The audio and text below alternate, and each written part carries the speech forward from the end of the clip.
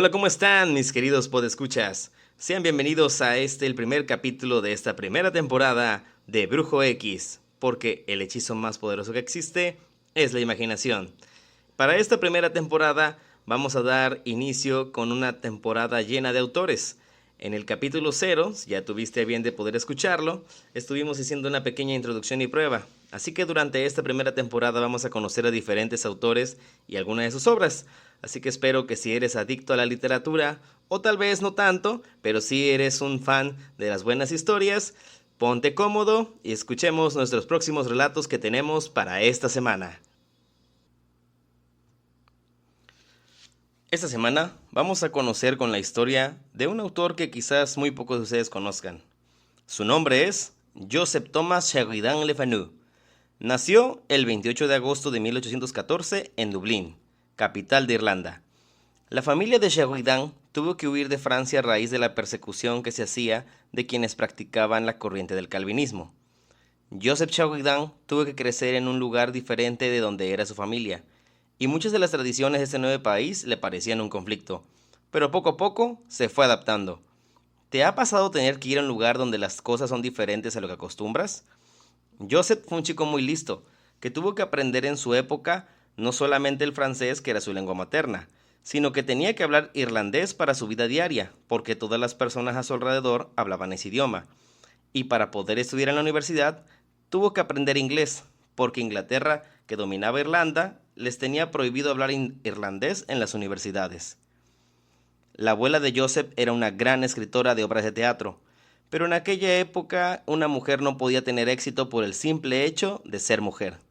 Así que siempre firmaba sus obras con el nombre de su esposo, para que la gente quisiera ver sus obras. Joseph sentía una gran admiración por su abuela y siempre soñó con escribir como ella. Sin embargo, los padres de Joseph le decían que esa carrera no tenía futuro, así que lo metieron a la universidad para que se convirtiera en abogado, porque esa carrera sí tenía futuro. Joseph terminó de estudiar y comenzó a trabajar como abogado, pero fue algo que realmente nunca lo hizo feliz. Así que en su tiempo libre empezó a escribir. Después, tomó la decisión de renunciar a su trabajo de abogado y comenzó a trabajar en el periodismo y participó en un concurso para comenzar a escribir cuentos para una revista. A la edad de 30 años, Joseph se casó con Bennett, una mujer que lo motivó a escribir críticas contra el gobierno inglés por los abusos que pasaban en Irlanda, las hambrunas que sufrían mientras que todas las cosechas eran llevadas a Inglaterra. Tuvieron 4 hijos y vivían una vida llena de presiones tanto económicas como rodeados por las crisis que sufría el pueblo de Irlanda a causa de los ingleses. Susana Bennett sufría de constante ansiedad y depresión por la impotencia de ver el mundo que les rodeaba y el futuro que le esperaba a ella y a su familia. Joseph era un hombre que se la vivía escribiendo para el periódico y pensó que todo estaba bien en casa y que las quejas de su esposa no eran más que eso.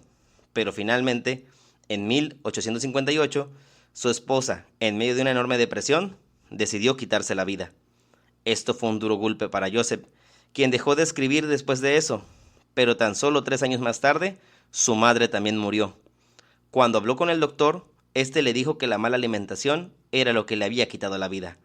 Fue entonces que Joseph comenzó a leer sobre una mujer llamada Elizabeth Bathory, quien fue una condesa en Transilvania, una mujer que después de quedar viuda, heredó el poder de su esposo, y al no tener un hijo varón de edad para recibir el título, ella tendría que llevar el título. Era el año 1604, cosa que claramente para la época era un conflicto. Así que la gente podría hacer 2 cosas. Una, esperar a que ella tuviera un hijo varón en edad para gobernar, o 2, acusar que ella y su familia eran monstruos asesinos de gente para robarles el poder. Adivina qué fue lo que hicieron. La historia de Elizabeth y el destino de su familia es un conjunto de propaganda y mentiras en donde esta mujer fue acusada de asesinar a 650 personas, pero solo se le juzgó y condenó porque asesinó a 12 muchachas pertenecientes a la nobleza. El resto de las víctimas no importaban, porque eran pobres. Elizabeth y los miembros de su familia fueron asesinados y mutilados de la peor manera, pero cuando se disponían a destruir toda la evidencia de ella, se dieron cuenta que faltaba una pintura enorme que ella había mandado hacer de sí misma y también una caja con joyas y un relicario. Esta historia le sirvió a Joseph de inspiración para poder escribir su novela titulada Carmilla, una historia que habla sobre una vampira que vive en las ruinas de un castillo en medio del bosque. Joseph escribió muchos libros, pero no tuvieron el reconocimiento debido, ya que los lectores ingleses consideraron que tocaba temas que no eran correctos. Así que muchos escritores de la época le copiaron sus libros y les cambiaron el género a los personajes, y por arte de magia a la gente le encantaron. Uno de estos ejemplos es el libro de Drácula del escritor inglés Bram Stoker, que está copiado del libro de Joseph, pero en este el personaje es hombre, y con eso bastó para que fuera exitoso. En fin, la hipocresía social. La sociedad inglesa es sumamente machista hasta nuestros días. Como un ejemplo te diré que Harry Potter fue leído gracias a que la autora tuvo que ocultar que era mujer, la que escribió el libro, para que la gente lo quisiera leer, nada más para que te des una idea. Finalmente, el 7 de febrero de 1858, a la edad de 53 años, murió en su natal Dublín. Siempre firmó sus libros como Sheridan Le Fanu, para que, aunque su abuela no pudo leer sus obras, ella supiera que siempre la tenía presente en todo lo que hacía. Bueno, espero que esta historia te haya gustado. A lo mejor no sabías, pero este autor, Sheridan Le Fanu, es un autor anterior a Bram Stoker. Y toda la historia, si tú conoces Drácula y eres fan de estas historias de terror y de suspenso, pues tal vez si has intentado leer Drácula, es una novela que es muy complicada de leer. Su narración es para otra época, es para otro tiempo. Actualmente podríamos decir que es accidentada, vamos a decirlo de manera amable, en exceso detallista, a veces como que va muy lento para ir a la acción, pero es una historia, es un clásico de la literatura, que sin duda a muchos por voluntad o por obligación nos han hecho leer. Entonces, si ya conoces la historia de Drácula por las miles de películas o demás historias, pues ya tendrás a lo mejor si no lo has leído, tienes a grandes rasgos el conocimiento de qué se trata esta historia. Pero bueno, entonces ya que hemos conocido un poco sobre Sheridan Le Fanu, me gustaría compartirte lo siguiente, ¿no? Y antes de todo quisiera hacer aquí un paréntesis, porque la siguiente historia es una adaptación de la versión original del autor. Es decir, si ustedes desean, pueden encontrar este libro de manera gratuita. Yo sí lo encontré en internet.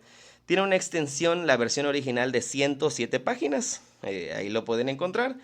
Yo hice una pequeña adaptación a modo de resumen sobre esta historia. Y bueno, esta novela se llama Carmilla. Creo que es una gran historia. Y bueno, te dejo para que la escuches y tú me des tu opinión. Recuerda que aquí en Brujo X eso es lo que nos encanta hacer. Bueno, escuchemos entonces Carmilla. En medio de un denso bosque en Austria se encuentra un castillo que le pertenece a un viejo militar retirado inglés. Obtuvo ese castillo después de haberse casado con una mujer rica de la zona. Y esta murió después de dar a luz a su única hija. El castillo en el que viven no posee grandes riquezas, ni tampoco es grande en su extensión. De hecho, forma parte de un sistema de pequeños castillos que rodean a la región que alguna vez perteneció a la familia Kirsten, una familia de la nobleza que cayó en desgracia y que su castillo principal fue abandonado, y desde entonces la región dejó de ser rica. Una noche, la hija del militar, a la edad de 6 años, decide que quiere cambiarse de habitación y dormir en lo que antes era la enfermería del castillo. Así que su padre le ordena a los trabajadores y sirvientas que le adapten la habitación. Aunque el castillo tiene otras 29 habitaciones listas, claro, lo más pertinente es poner a trabajar a los empleados por un capricho. Esa noche, la niña, mientras duerme, escucha que un animal anda moviéndose rápidamente entre la oscuridad. Entonces se asusta y se cubre con las sábanas, y siente como una pequeña criatura tiembla debajo de su cama. La luz de la luna entra por la ventana y le permite ver con sus ojos que hay algo entre las sombras. Así que se arma de valor y se asoma por el borde de su cama. Y logra ver unos cabellos rubios que se asoman por debajo de su cama. Entonces se calma y le dice a la criatura que salga.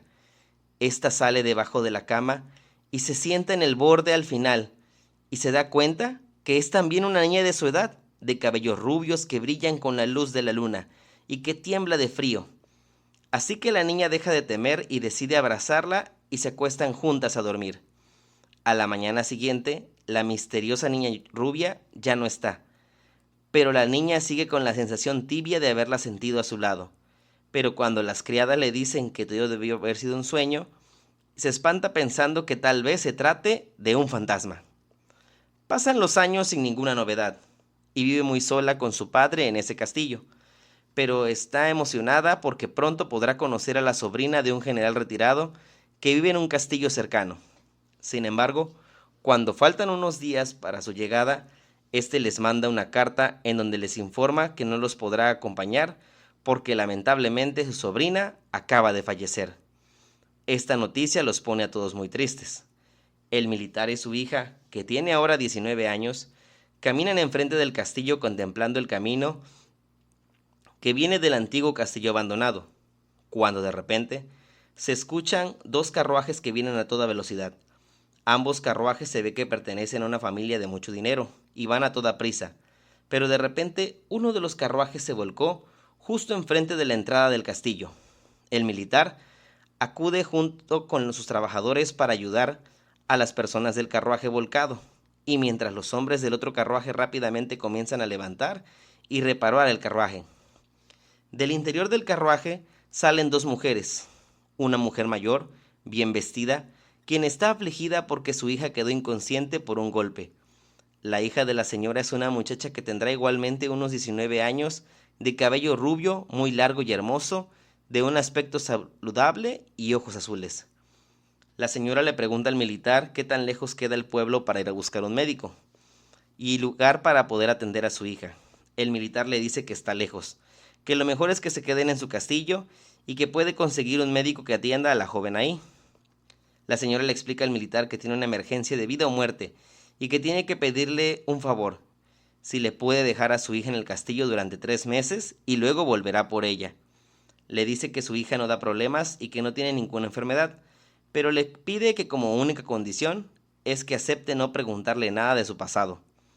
El militar acepta y entonces la joven se queda a vivir en el palacio y la señora se va.